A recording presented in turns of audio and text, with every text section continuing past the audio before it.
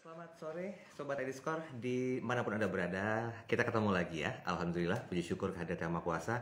Masih diberikan umur panjang, kesehatan yang sangat prima, dan juga pasti waktu yang berharga agar di setiap program Bincang Santai yang diselenggarakan 2 minggu sekali ini betul-betul mampu membuat kita tuh belajar dan juga paham tentang sebuah edukasi. Nah, selamat sore buat Anda yang baru bergabung bersama dengan kami. Jangan lupa Anda bisa berinteraksi secara langsung untuk bisa sama-sama menanyakan tentang hal-hal yang karena di program Bincang Santai kali ini kita akan membahas satu tema milenial paham kredit.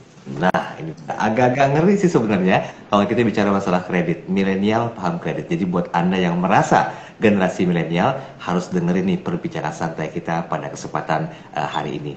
Dan kita tidak sendirian, nanti kita akan coba terhubung juga dengan 2 narasumber yang kompeten di bidangnya. Beliau nanti akan menjabarkan tentang banyak hal yang berhubungan bagaimana sih sebetulnya definisi dari kredit dan bagaimana cara memahaminya. Nah, sementara itu kita akan coba terhubung langsung bersama dengan, sudah bergabung bersama dengan kami ada Pak Riza Kristanto, Head of Account Management dari IDScore. Selamat sore Pak Riza. Selamat sore Mas Daryl. Sehat Mas Daryl? Gimana? Kabarnya sehat ya? Baik, baik. Oke, terima kasih waktunya. Ini di kantor sekarang? Iya, lagi WFO hari ini. Oh, baik Pak Riza Kristanto, terima kasih selaku Head of Account Management IDScore. Dan kita akan coba menunggu sambungan langsung bersama dengan Mas Rudi Widianata. Beliau adalah Business Lead dari Amar Bank. Nah, sebelum kita terhubung langsung dengan Mas Rudi Widianata, mungkin pertama kali kita akan coba bahas terlebih dahulu apa sih yang akan didapatkan oleh para Sobat IDScore yang bergabung pada kesempatan sore hari ini. Jadi, memang temanya itu adalah milenial paham kredit. Nah, Sobat IDScore pernah dengar kan kata kredit atau pembiayaan. Ini adalah 2 hal yang berbeda ya. Jadi pemahaman itu jangan salah artikan. Nah, jadi kredit itu merupakan fasilitas keuangan yang memungkinkan seseorang atau badan usaha meminjam, sekali lagi meminjam uang untuk membeli produk dan membayarnya kembali dalam jangka waktu yang ditentukan dengan dikenakan bunga. Nah, kalau pembiayaan adalah dukungan berupa pendanaan ataupun pengadaan barang, aset, atau jasa tertentu yang dibutuhkan. Nah, itu udah kelihatan 2 pembeda di antara 2 makna tersebut ya. Nah, sesuai dengan judul bincang santai kita pada hari ini yang mengangkat tentang kredit ya, supaya Sobat IDScore itu bisa semakin paham. Pada saat Anda ingin mengajukan kredit, udah tahu nih apa bedanya antara hal yang saya sebutkan di awal dan bagaimanakah pemanfaatannya. Jadi kita harus bisa mengelola kredit dengan baik supaya tidak terjebak jadi kredit yang bermasalah. Nah, sementara itu berdasarkan data Sobat IDScore, OJK mencatat di tahun 2021 kredit sektor perbankan tumbuh 5,02% secara tahunan atau year on year. Jadi hal ini menunjukkan bahwa tingkat konsumsi masyarakat sudah mulai pulih. Dan hari ini kita akan coba bahas tersebut. Kita masih menunggu hubungan langsung bersama dengan Mas Rudi Widianata. Kita akan coba ajak beliau untuk bergabung terlebih dahulu. Oke. Sebentar. Oh ya, Sobat IDScore juga bisa berinteraksi bersama dengan kami ya. Nanti ada kolom chat yang sudah kami siapkan, jadi Anda bisa bertanya segala suatu hal yang berhubungan dengan tema hari ini tentang pahami milenial, paham kredit. Oke, saya mungkin mau ke Pak Riza dulu sambil menunggu hubungan langsung dengan Mas Rudi. Pak Riza, boleh sedikit dong dikasih gambaran perkembangan dari millennials yang mungkin sampai dengan saat ini masih minus pemahamannya tentang kredit. Ini highlight singkat saja dulu. Ya, jadi memang kalau kita lihat Mas Daryl, bahwa saat ini terjadi peningkatan untuk debitur baru ya, terutama yang usia di bawah 26 tahun, terutama di fintech ya. Artinya kita melihat bahwa saat ini banyak customer atau anak muda milenial yang mereka sudah mulai melakukan banyak pemanfaatan dari sisi peminjaman atau fasilitas kredit.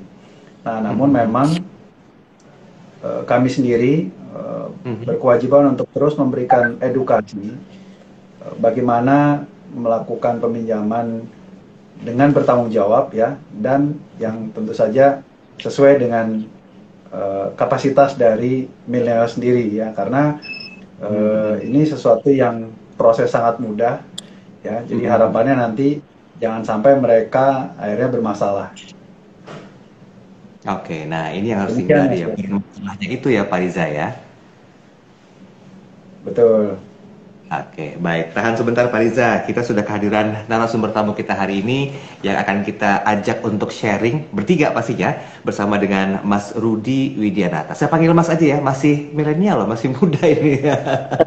Dan beliau adalah jabatan beliau itu selaku Business Lead dari Amar Bank. Mas Rudi, selamat sore. Pontianak sore ya berarti ya hari ini ya? Sore, bukan Pontianak, di Ah, sorry? Oh, di Samarinda. Kalimantan. Oke, sore berarti ya? Ya, Oke, gimana Mas Rudi sehat ya? sehat-sehat. Gimana Pak Daryl, Pak Riza, sehat? Sehat dong, luar biasa. Itu Sehat-sehat. hal yang harus kita syukuri terlebih dahulu di masa pandemi COVID-19 ini ya Mas Rudi dan juga Pak Riza ya. Oke, tadi Baik. Mas Rudi, tadi saya sudah sempat sedikit meminta highlight dari perkembangan dari millennials yang memahami kredit itu seperti apa sih. Ada perspektif yang sudah disampaikan oleh Pak Riza Kristanto. Tapi mungkin karena memang hari ini ada dua institusi yang bergabung, yaitu antara Ediscore dan juga Amar Bank. Boleh sedikit dong tentang Amar Bank itu apa dan bagaimana, biar kita ketemu titik temunya perbincangan hari ini di Bincang Santai. Silakan Mas Rudi. Oh iya, Eh, Bang Amar sendiri itu sebenarnya PTK yang sudah Bang ya, berpakar. Eh, Mhm, itu adalah bank di balik rumah itu Pak Daryl, Pak Riza, dan mhm, semua didirikan tahun 1991, namanya mhm, di Surabaya, dan sekarang fokus pada lain. Jadi beberapa produk tunai itu memang ini fokus tetap di berbagai apa ya, di mana memberikan pun kita coba untuk covernya melalui produk kita tunai itu dan sendiri mhm, kalau misalnya nasabah melakukan di bank seperti itu, tapi juga ada mhm. secara online dengan nama seperti itu. Mhm, mhm. Oke, ini agak sedikit terkendala dengan audio yang terputus-putus, tapi saya berusaha coba maksimal untuk menangkap penjelasannya Mas Rudi ya. Tapi begini Mas Rudi, boleh sharing nggak sebetulnya kredit itu ada apa aja sih kalau kita melihat dari tujuannya? Karena saya yakin ada pembeda yang signifikan di antara itu sebagai sebuah bentuk pemahaman dulu nih terhadap para millennials. Ya, mungkin sebelumnya suara saya terdengar jelas Pak Dari. Kalau agak sedikit mendekat, mohon izin, terdengar jelas nih Mas Rudi. Ya, Em, sekarang cukup jelas pada. Ya, cukup jelas. Ya, jadi kalau kita bicara berdasarkan kan ada berbagai, kalau kita ngomong tujuan itu simpelnya ada tiga. Pertama, Mhm, tujuan mhm, eh, trade dengan tujuan yang produktif, mana trade itu kita gunakan untuk investasi atau mungkin kita gunakan untuk keperluan membangun bisnis, maka guna pabrik. Kemudian mhm, ada juga yang kedua untuk tujuan konsumtif, karena kita cukup ya buat konsumtif ya, seperti motor, rumah, mobil, tangga. Yang ketiga itu dengan tujuan untuk perdagangan. Nah, biasanya kita mhm, pinjaman jangka pendek bank, di mana kita meminta lakukan pembelian barang untuk bisnis kita, supaya mhm, kalau kita menunggu pembayaran customer, sama kita mhm, dahulu, selama kita memang ada mungkin macam bukti lah, kalau ini sebenarnya kita mhm, bayar kok gitu. Kalau kita mhm, ngomong tujuan simpel, ada tiga itu: produktif, produktif, dan kalau kita mhm, ngomong jenis lain, ada juga tipe pinjamannya revolving ya, non revolving. Revolving itu di mana pinjamannya limit, diberi limit, di mana kalau oke. selama kita pinjam tidak di batas pinjaman yang diajukan, kita bisa Mhm, mengambil terus loan pinjamannya. Kita diberi 10 mhm, juta, terus kalau misalnya udah 2 juta, mhm, permohonan kita 3 juta, 4 juta, 5 juta, selama tidak mhm, lebih dari kita. Ada juga yang non revolving, di mana itu pinjam tarik, kalau mau pinjam lagi dibalas dulu gitu. Nah, mhm, kalau dari sisi jaminannya ada yang dengan agunan atau agunan. Nah, mhm, baik-baik mhm, artinya ya, kalau misalnya kita mau meminjam, kita tetap sertifikat tanah atau itu kira-kira terjadi. Ada juga yang Oke. kita melakukan pinjaman kredit cukup dengan mungkin bahkan hanya mudah seperti mampir KTP saja. Biasanya udah bisa seperti itu. Oke. Dan itu yang di Bank Amar sendiri untuk dua produk ini ada dan tata itu melalui tunai. Oke, berarti Tunaiku ini yang menjadi apa best produknya dari Bank Amar atau bagaimana? Karena menurutnya kalau kita mendengar kata-kata tanpa agunan kan itu cukup menggiurkan gitu ya. Mungkin term and condition juga berlaku. Nah, bagaimana sih antara Amar Bank dengan Tunaiku ini? Iya, kalau Tunaiku sendiri sebenarnya Martin. Mas Rudi, mohon maaf Mas Rudi, boleh sedikit geser posisinya mungkin karena kendala sinyal nih, jadi kita kurang begitu jelas kembali untuk menangkap suara Anda. Sekarang kedengaran Pak Dari? Terdengar, bisa bertahan dengan posisi itu nggak? Bisa Pak Dari. Tuh, Mbak Debs bilang maaf audionya masih kurang jelas ya katanya tuh, interestingnya udah kuat tuh, gimana nih kita atur posisi dulu apa bagaimana? Oh ya, jelas Pak Dari. Masih terputus-putus sih sebetulnya. Bentar ya. Oke, diatur aja diatur. Karena millennials kalau gimana pun juga muter posisinya juga bakal kelihatan lebih oke ya, Pak Riza ya, ketimbang kita yang udah generasi oldies ya. Ini udah posisinya udah nggak bisa gerak lagi nih Mas. Udah nggak bisa gerak lagi ya. Oke, baik. Sambil menunggu hubungan koneksi langsung dengan Mas Rudi, penjelasan tentang Tunaiku, saya mau ke Pak Riza dulu ya. Pak Riza, kalau Sobat Ediskor khususnya yang milenial, ini kan sebelum mengajukan kredit kan ada mungkin beberapa syarat yang harus kita perhatikan. Nah, seringkali di perbincangan kita tuh membahas tentang perlu nggak sih kita cek kredit skor dulu dan gimana caranya. Nah, ini gimana nih untuk bisa mengantisipasi hal seperti ini? Sebelum nanti saya kembali menanyakan tentang Tunaiku kepada Mas Rudi. Tuh, jadi memang saat ini karena kita lihat juga tren dari fintech maupun lembaga keuangan yang lain ini proses yang cepat ini adalah menjadi kunci ya gitu. Jadi proses yang cepat terutama di digitalisasi ini itu yang akan membuat lembaga yang bisa memberikan proses dengan mudah dan cepat ini akan menjadi pemenangnya lah gitu. Nah, di mana saat ini dari ID4 sendiri untuk layanan kredit scoring dan report ini merupakan salah satu solusi bagi lembaga keuangan untuk bisa mendapatkan profil resiko dari calon debiturnya secara cepat dan juga mudah. Jadi kalau di kami sendiri ini untuk melakukan pengecekan itu cukup 9 sampai 11 detik, Mas Dewi. Oke. Nah, itu yang akhirnya bisa membuat di beberapa teman-teman di fintech ini mereka bisa memberikan persetujuan sampai dengan pencairan itu kurang dari 30 menit gitu ya. Tapi tentu saja mereka butuh satu informasi yaitu credit scoring di mana mereka bisa memilah-milah debitur mana yang layak dan tidak layak untuk diberikan pinjaman. Oke, ini angin segar lagi nih sebenarnya. Tahan sebentar Pak Riza, saya mau lanjut dulu nih. Karena tadi kan kredit scoringnya bisa dicek sesingkat mungkin, tidak terlalu ribet-ribet amat, apalagi ada embel-embel tanpa agunan. Kita balik lagi ke permasalahan yang mungkin masih berhubungan dengan Tunaiku dari Amar Bank. Gimana Pak Rudi bisa menjelaskan tentang produk Tunaiku? Secara pelan tapi pasti agar Sobat Ediskor juga bisa mengerti. Oh, milenial tuh ternyata bisa kok untuk memahami tentang masalah kredit. Silakan, gimana?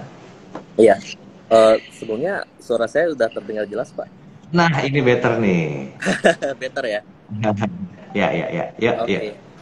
Iya, kalau kita bicara Tunaiku sendiri tadi ya, Tunaiku itu sebenarnya produk dari Bank Amar, di mana produk khusus kredit tanpa agunan dengan digital lending lah ya, secara digital.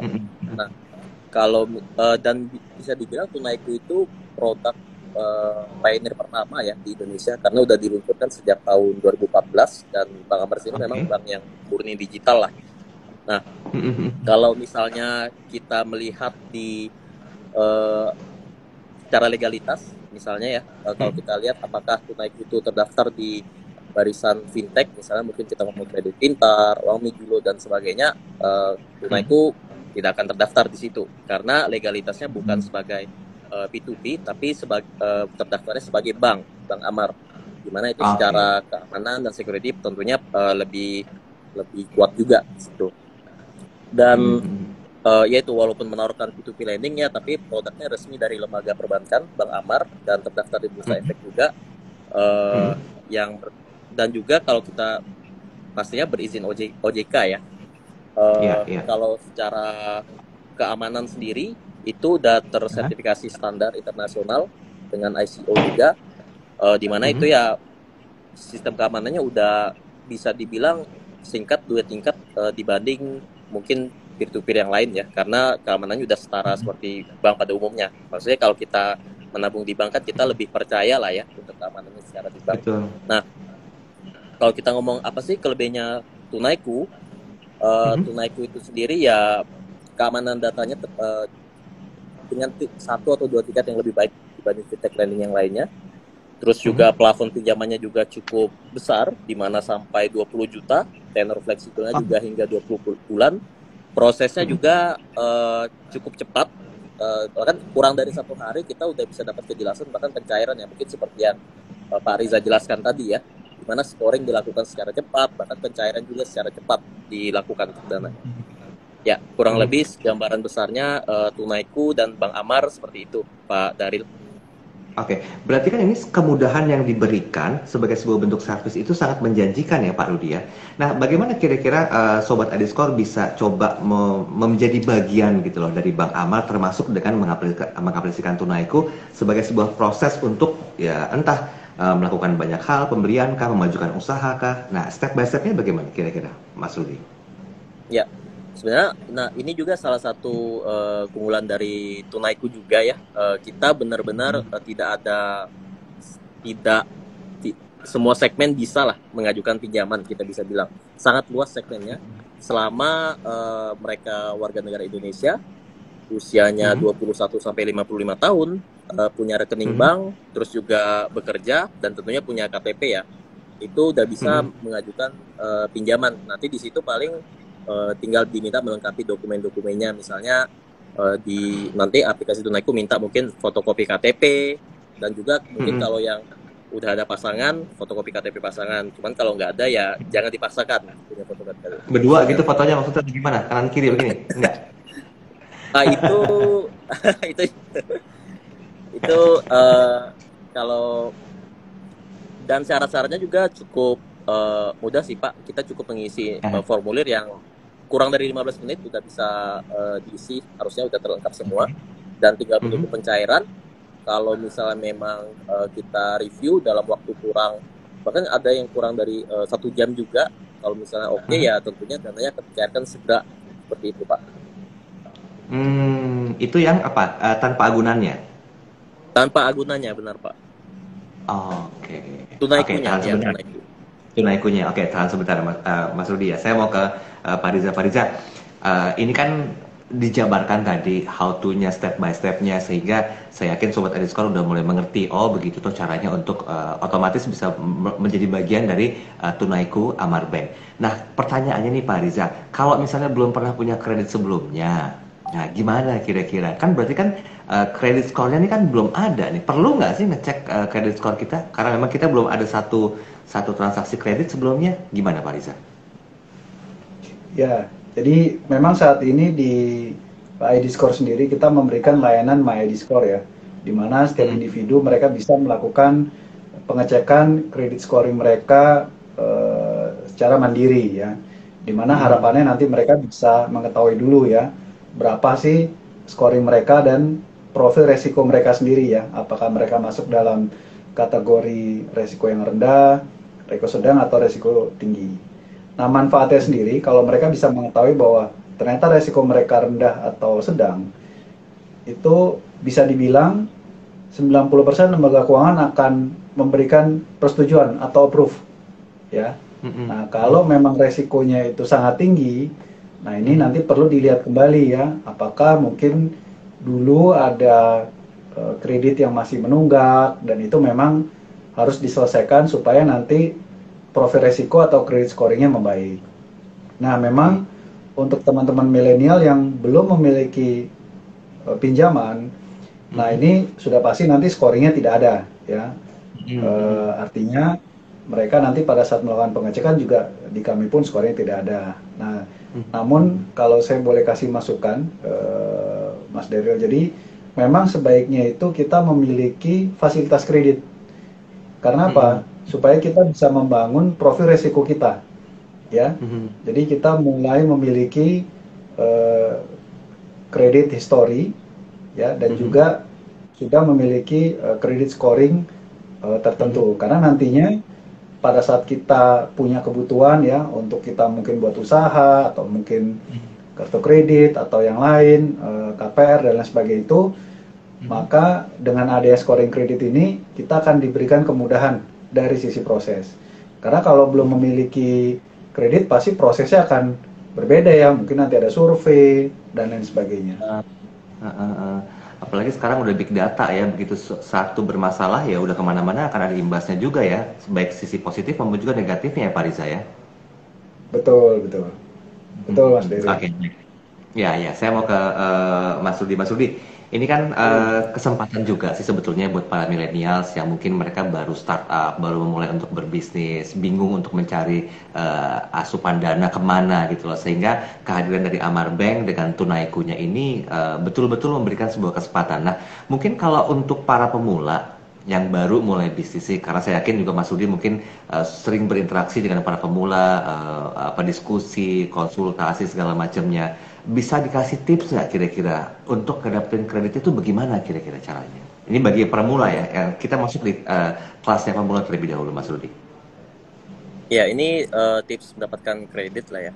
Sebenarnya kalau tadi mungkin Pak Riza juga sudah mention kalau bisa itu kita udah punya riwayat pinjaman lah ya.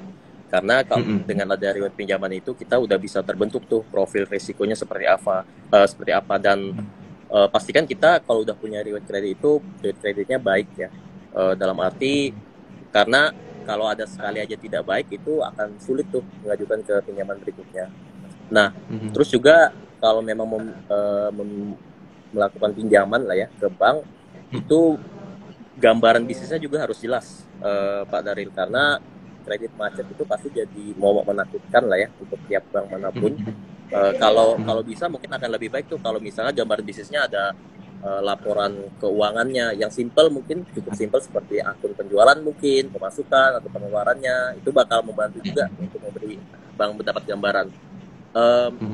Ketiga, rencana bisnis juga harus jelas ya Pak Daryl. Jadi dalam arti pinjamannya itu digunakan untuk apa, kemana dan bagaimana uangnya dikelola. Dalam arti misalnya melakukan pinjaman 100 juta, apa nih dipakai untuk apa aja nih, 40 jutanya modal kerja, ekspansi bisnis 30 juta dan sebagainya. Dan itu harus jelas dan tegas rencana pembayaran cicilannya hingga pelunasan pinjamannya juga, supaya bank juga dapat safety lah ya, keyakinan kalau oh ini bisnisnya bakal aman nih gitu. Dan tentunya surat izin misalnya kalau misalnya ada ya, surat izin usaha perdagangan, izin usaha, NPWP, dan biasanya sih akan lebih mudah kalau udah berjalan 2 tahun lebih, karena bank lebih dapat keyakinan di situ. Nah, tapi biasanya kan mungkin kalau yang baru bermula bisnis agak sulit tuh kalau kayak surat izin usaha perdagangannya, terus juga mungkin belum ada, jangankan 2 tahun berjalan ya, mungkin belum ada bisnis sama sekali bahkan kalau mau build gitu. Nah, di situ ada juga yang lebih mudah lagi mungkin kreditnya tanpa agunan. Nah, itu seperti yang Tunaiku juga menyediakan. Ya syaratnya tadi mungkin udah cukup mudah juga, udah seperti yang dijelaskan tadi ya. Dimana selama kita memang usianya 21 sampai 55, WNI punya rekening bank, terus juga bekerja, kita cukup mengisi form yang diperlukan. Dan juga mungkin kalau misalnya pebisnis nih, kita bisa juga ngisi informasi-informasi terkait usahanya seperti nama usahanya, jenis industrinya, upload foto bangunannya. Kalau mungkin secara online bisa juga tuh kasih informasi jualannya di mana, apakah Tokopedia dan sebagainya. Nah, keuntungan per bulannya, lama usaha berjalan, itu seperti harusnya cukup simpel. Jadi cukup mengisi informasi-informasi yang ada di aplikasi, tinggal disubmit, nanti bank akan melakukan review. Pastikan datanya valid dan benar ya, supaya memastikan kemungkinan kita diterima juga baik. Kalau misalnya udah oke, tentu dananya akan dicairkan seperti itu, Pak Daril. Mungkin tipsnya ya. Berarti ini punya rekening bank. Rekening banknya bisa apa aja gitu ya?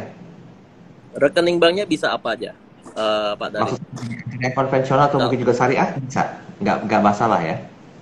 nggak masalah. Nah, cuman kalau kita ngomong rekening bank, kalau misalnya melakukan pinjamannya misal melalui Tunaiku, kita ada rekening bank juga sendiri namanya Senyumku. Itu rekening bank secara digital ya.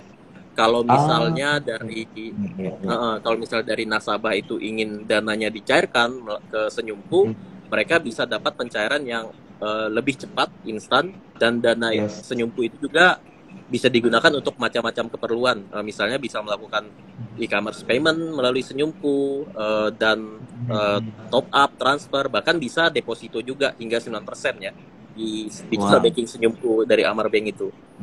Iya, iya, oke. Kita kayaknya buka rekeningnya Pak Riza yuk di Amar Bank ya. Oh, bisnis apa Ditunggu Mas Pak. Dery?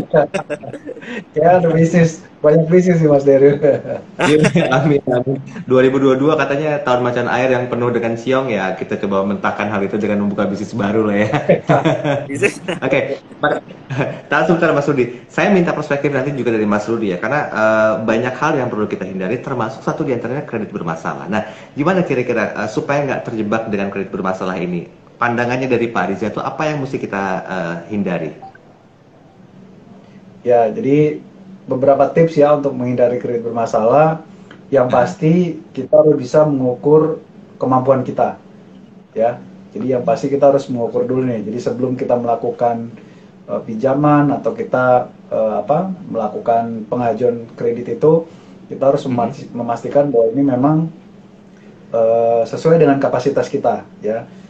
Kalau gampangnya itu total angsurannya itu tidak boleh melebihi dari 30% dari income kita, ya. Cuma kalau untuk beberapa yang sifatnya masih KPR, nah itu boleh lah ya sampai 40%. Tapi untuk sana yang konsumtif, nah itu contoh kalau kita mau kredit buat traveling gitu ya, kita pakai kartu kredit buat traveling atau buat belanja, shopping, nah itu pastikan nantinya kemampuan bayar kita itu tidak boleh melebihi 30% dari income bulanan kita. Ya, itu yang pertama. Kedua, kita harus memastikan juga kita mampu membayar on time ya. Karena kalau kita terlalu banyak fasilitas itu dengan jatuh tempo yang berbeda-beda, kadang kita jadinya pusing sendiri tuh, Mas Deril, ya kan? Jadi kita harus memastikan bahwa kita selalu ingat ya tanggal jatuh tempo sehingga memastikan kita selalu membayar secara on time. Nah, kemudian yang terakhir juga yang tidak kalah penting ya, kita harus bisa memastikan juga bahwa dengan data kredit yang baik itu kita tidak terjebak dengan pinjaman yang ilegal ya. Karena yang banyak sekali ya di luar dari bank maupun fintech ini banyak lembaga-lembaga ilegal yang akhirnya bunganya sangat tinggi ya. Nah, ini yang perlu kita hindari juga ya. Artinya kita harus bisa menggunakan fasilitas contoh seperti Bank Amar ya, atau mungkin beberapa fintech lain ya, sehingga dari sisi bunga karena mereka juga diawasi dan diregulasi oleh OJK, sehingga tidak memberatkan nantinya pada saat kita melakukan pembayaran kembali. Nah, itu beberapa tips Mas Deril. Ya, ya, ya. Nah, gimana tips dari Mas Rudi sendiri? Ya, mungkin penjelasan dari Pak Riza udah sangat komprehensif. Menurut saya sih udah cukup mencakup juga. Mungkin saya sekedar menambahkan saja. Tadi saya sepakat kalau kita harus ada alokasi ya antara penghasilan pengeluaran. Jangan sampai pengeluaran kita cicilan itu melebihi rasio yang kita ini ya. Mungkin kalau dari Pak Riza mention 30% seperti itu. Dan juga mungkin saya cuma menambahkan misalnya kalau bisa sih sebelum mengambil pinjaman atau kredit coba di review dulu apakah butuh atau tidak, urgent atau tidak, karena sebenarnya kalau apakah itu hanya keinginan atau kebutuhan, Karena sebenarnya kalau kita bicara ini pasti nggak ada habisnya. Ini tujuannya ini berguna untuk menentukan prioritas. Karena masalahnya dana kita itu terbatas, sedangkan keinginan kita tidak terbatas. Jadi kita harus bisa menentukan prioritasnya seperti apa. Berikutnya mungkin saya nyamakan aja, pastikan jangan telat bayar utang. Tadi mungkin Pak Riza udah sangat bagus menjelaskannya, di mana kita harus ingat kapan sih waktu kita akan membayar, karena sekali saja kita telat bayar utang, itu dendanya itu bakal numpuk ke depan-depannya. Itu satu. Kedua, yang paling jangan sampai terjadi ya, sekali aja ada catatan jelek di kita, itu bakal ngefek tuh ke depannya. Nah, pastikan itu jangan sampai. Nah, mungkin kalau saran sih, instead of kita mungkin kita misalnya kita dapat penghasilan nih di awal bulan, mungkin kita harus alokasikan dulu penghasilan itu untuk bayar utang dulu dan tabung, baru sisanya dikonsumsi. Bukan ketika kita nerima penghasilan konsumsi dulu baru sisanya ditabung, justru sisanya yang dikonsumsi gitu kan. Karena biasa kan kita awal bulan makannya di resto gitu ya, tapi akhir bulan makannya makannya Indomie gitu. Nah, kalau bisa mungkin disesuaikan di awal-awal itu, pastikan tabung dulu dan bayar cicilan dulu gitu. Kalau misalnya possible, sisanya yang dikonsumsi, bukan sisanya ditabung dan dibayar pinjaman. Karena kalau kayak gitu pasti mindset kita akan selalu ingin memenuhi hasrat lah ya. Paling kalau tips terakhir sih, kita perlu ada uang untuk jaga-jaga lah ya, karena kan apalagi kondisi sekarang kan penuh ketidakpastian ya, pandemi COVID-19 ini. Mungkin kalau bisa kita harus ada, kalau orang ngomong tuh cash is the king lah. Jadi pastikan kita ada uang untuk jaga-jaga, kalau tiba-tiba ada hal buruk yang terjadi, setidaknya kita masih mampu lah untuk survive dan membiayai kebutuhan sehari-hari kita. Makanya kembali lagi, kebutuhan diutamakan, keinginan di prioritas kedua gitu. Oke, ya sepakatnya mungkin dari pandemi ini tiap hari Indomie aja kali ya, jadi keuangannya juga nggak terlalu terganggu. Aja Pak ya. Indominya juga jangan mahal Pak. Karena kan cash is the king ya, cash flow is king kong gitu kan, lebih kalau cash flow-nya nggak ada ya percuma juga gitu, muter gimana keuangannya. Oke, sebelum saya nanti mau lanjut ke Pak Rizadul, tapi masih mau ke Mas Rudi. Mas Rudi kan tadi disampaikan kalau di Tunaiku sendiri kan ini sebagai sebuah digital lending ya, yang pertama di Indonesia gitu ya. Tadi di awal-awal Anda mengatakan hal itu. Sebetulnya siapa aja yang bisa mengajukan kredit ini, Mas Rudi? Siapa aja yang bisa mengajukan kredit di Tunaiku ya maksudnya? Iya. Iya. Hampir semua masyarakat bisa, apalagi kita millennials ya. Millennials dalam arti ya udah, saya sendiri millennials, jadi 21 sampai 55 tahun. Terus juga sama saya pakai topeng aja begini ya kalau dibuka juga. Kita sama ya Pak Riza ya? Iya dong, Pak Darin. Milenium kalau kita milenium. Udah tutup Pak Riza milenium. Nah, oke, lanjut. Ya sebenarnya syaratnya tidak ada kriteria khusus untuk mengajukan pinjaman di Tunaiku. Selama kita ada masih dalam usia 21 sampai 55, punya KTP, punya rekening bank, dan bisa aktif bekerja. Mungkin kalau ada juga misal surat keterangan bekerjanya lah ya, supaya lebih meyakinkan. Paling sisanya kan kayak slip gaji lah ya, untuk memastikan lagi. Harusnya selama syarat-syarat itu terpenuhi, sisanya cukup mengisi formulir yang nggak sampai 10 menit harusnya udah bisa sih Pak. Jadi tidak ada pembatasan, cuma ini nih yang bisa apply, ini yang bisa apply. Sangat luas sih selama bisa memenuhi syarat-syarat yang tadi. Nah, kalau untuk profesional gimana kira-kira? Yang mungkin mereka nggak punya penghasilan tetap di kantor, yang nggak ada struk gaji segala macam, tapi mereka punya income, itu gimana? Apakah bisa juga dengan proses yang sama dan cepat dari Tunaiku, atau ada pertimbangan lain, Mas Rudi? Iya, bisa sih Pak. Salah satunya itu bisa mungkin melampirkan ya catatan, kalau kita ngomong rekening, harus rekening banknya lah ya. Transaksi banknya kan di rekening itu kan ada pasti. Kalau misalnya memang dari customer ini bisa menjelaskan kalau pokoknya penghasilan saya segini kok tiap bulannya rata-rata, dan itu bisa dibuktikan juga dari rekening banknya yang mungkin arus masuknya sekitar itu. Tentunya itu bukan jadi masalah untuk tetap prosesnya cepat. Jadi karena kita kan ngomongnya digital banking ya, artinya kalau bisa prosesnya itu juga serba digital, dan kita kalau bisa kita nggak perlu melakukan verifikasi datang ke tempat langsung yang mungkin cukup butuh waktu lama ya untuk melihat ada nggak nih usahanya lain-lain. Cukup melalui digital, upload mungkin bank statement di mana laporan-laporan rekening banknya ya, itu juga akan diproses secara otomatis pakai bantuan AI, machine learning juga, supaya kita bisa memproses dengan cepat, less than 1 hari, hopefully udah bisa dapat kepastian. Seperti itu sih, Pak Dari. Ini Mbak Debs menanyakan, atau harus ada penjamin katanya. Yang tadi saya tanyakan, kalau misalnya kita nggak punya penghasilan tetap, dalam arti mungkin bukan pekerja, bukan karyawan, tapi punya income gitu, untuk bisa bergabung dengan Tunaiku, apakah harus ada penjaminan, ada penjamin? Gimana Mas Rudi? Maksudnya ada barang yang dijaminkan ya? Maksudnya mungkin bisa mengarah ke situ. Oke. Ya, Mbak Debbie tadi. Seperti namanya kembali ya, Mbak Debbie ya? Ya. Ya, seperti namanya tadi, kreditnya tanpa agunan. Jadi benar-benar tidak perlu memprovide jaminan juga, karena kembali lagi segmennya ini yang tidak perlu ada jaminan, tidak apa-apa. Karena kalau bisa ada jaminan, takutnya nanti prosesnya kan jadi lama dan sebagainya.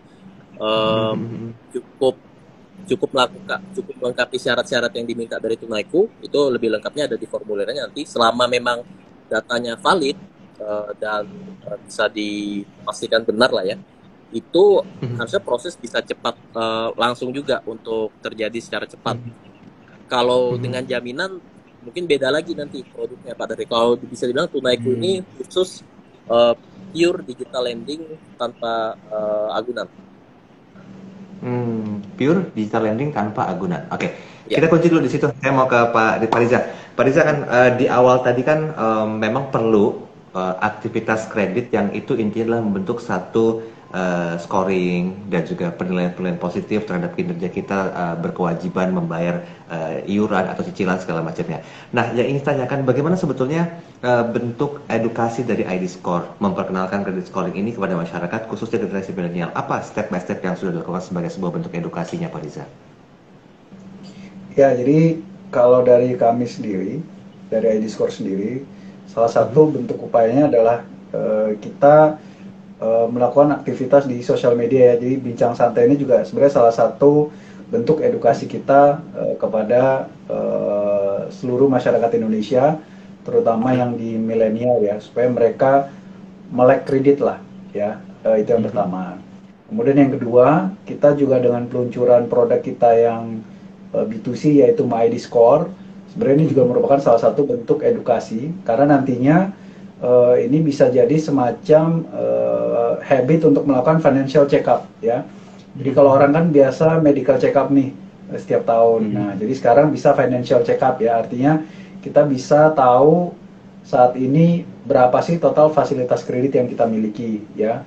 Terus juga apakah kita pernah memiliki ada fasilitas kredit yang mungkin macet atau menunggak, karena memang banyak dari beberapa mungkin masyarakat ini dulu mereka masih kerjanya sebagai staff ya, Mas Daryl, dia nyicil motor, terus kemudian mungkin pada saat itu ada masalah sehingga dia tidak bisa melakukan bayaran secara on time dan macet ya. Tapi kemudian berapa tahun kemudian karirnya sudah bagus ya. Nah, tapi kan dia akan mengalami kesulitan nantinya pada saat dia ingin melakukan pengajuan fasilitas kredit lagi, karena dia masih ada tunggakan di masa lalu. Nah, dengan melakukan pengecekan di MyID Score, jadi dia bisa mengetahui nih, oh ternyata dia memang masih memiliki fasilitas yang masih menunggak dan itu bisa diselesaikan ya. Sehingga nanti ke depannya pada saat dia melakukan pengajuan, nah ini tentu saja akan menjadi lebih mudah dan juga cepat ya. Karena tadi disampaikan sama oleh Mas Rudi, kalau belum memiliki itu kayak syaratnya banyak banget kan, harus punya rekening, harus punya ini itu dan sebagainya gitu ya. Tapi kalau kita memiliki fasilitas kredit dan historinya bagus, nah itu mungkin hanya dengan KTP saja tuh kita udah bisa dapat fasilitas pinjamannya tuh, Mas Yes, Daryl. ya. Nah, jadi itu salah satu bentuk dari edukasi kita. Dan tentu saja kita juga berusaha untuk sekali lagi mensosialisasikan terkait credit scoring ya, dan juga resiko kredit, supaya setiap orang nantinya aware ya, bahwa karena yang menjadi kekhawatiran kan dengan banyaknya kemudahan dari peminjaman ini, mereka jadi tidak peduli ya, yaudah Betul. yang penting pinjam dulu gitu ya, nanti masalah Mhm. bayarnya belakangan. Padahal yang kita harus pahami bahwa nanti kalau seandainya kita bermasalah, nah itu tentu saja akan menghambat kita di kemudahan ini pada saat kita memang membutuhkan satu fasilitas kredit baik dari bank maupun dari lembaga keuangan yang lain. Oke, jadi sebetulnya ya apa kita perbuat itu kalau misalnya baik ya akan berbuah baik juga dengan ketepatan waktu bayar segala macamnya, sehingga ya nggak ada masalah juga ya untuk kredit berikutnya ya, Pak Riza. Intinya ke arah situ ya.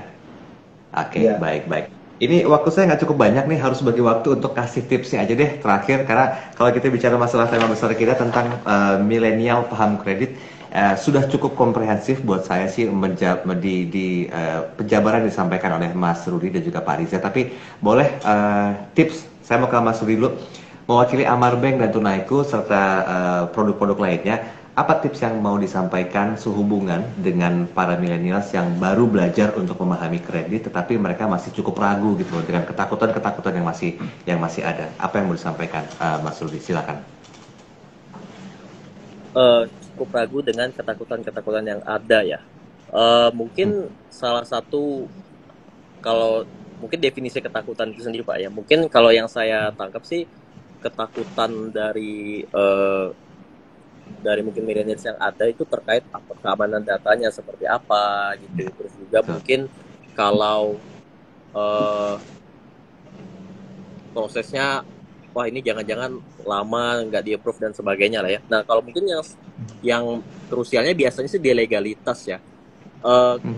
Kalau memang tips saya sih memang kita harus cermat dan cerdik untuk benar-benar melakukan review ya.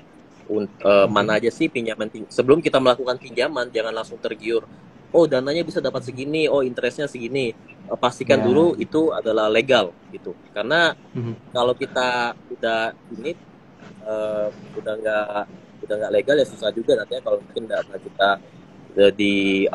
data kita dipakai, atau mungkin tiba-tiba aja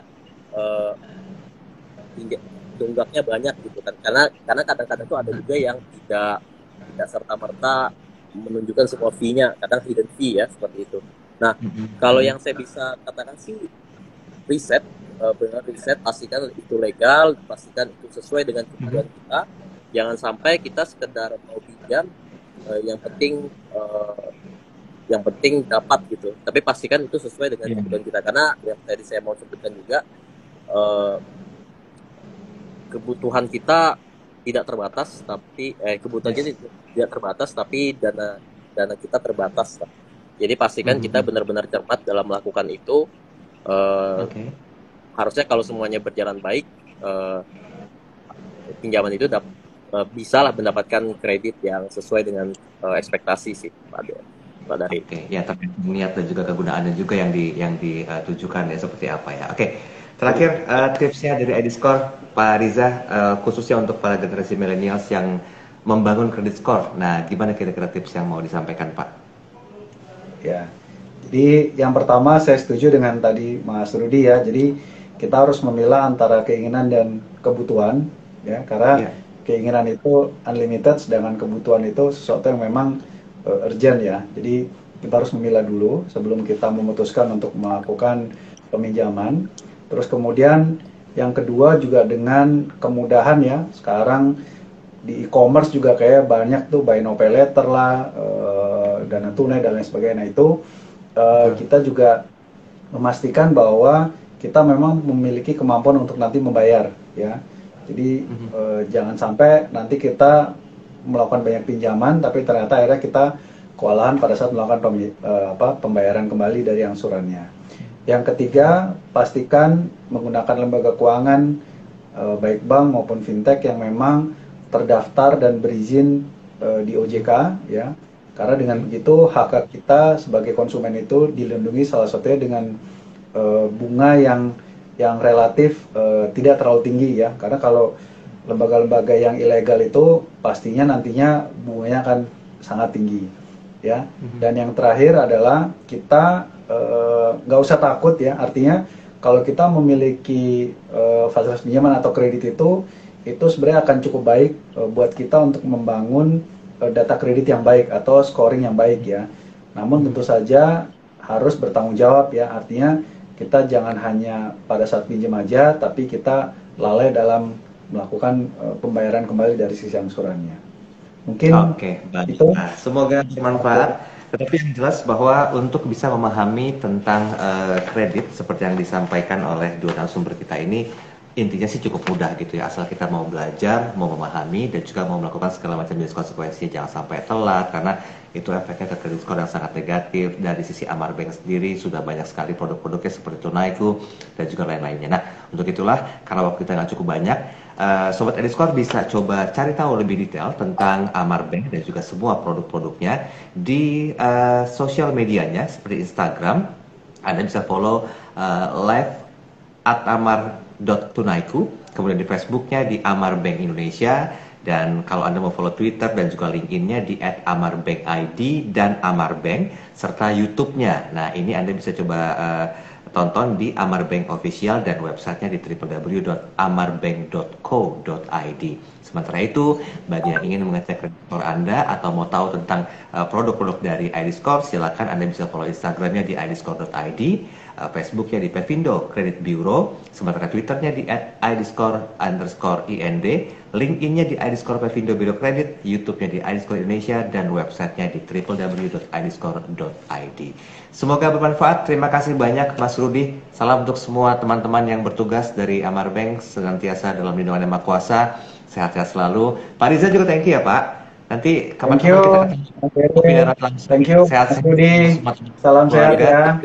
Dan terima kasih untuk Sobat Ediskor yang bergabung. Jangan lupa 2 minggu depan kita akan adakan lagi seri-seri yang berhubungan dengan edukasi, berhubungan dengan keuangan bersama dengan Ediskor di Bincang Santai setiap 2 minggu di hari Jumat jam 4 sore.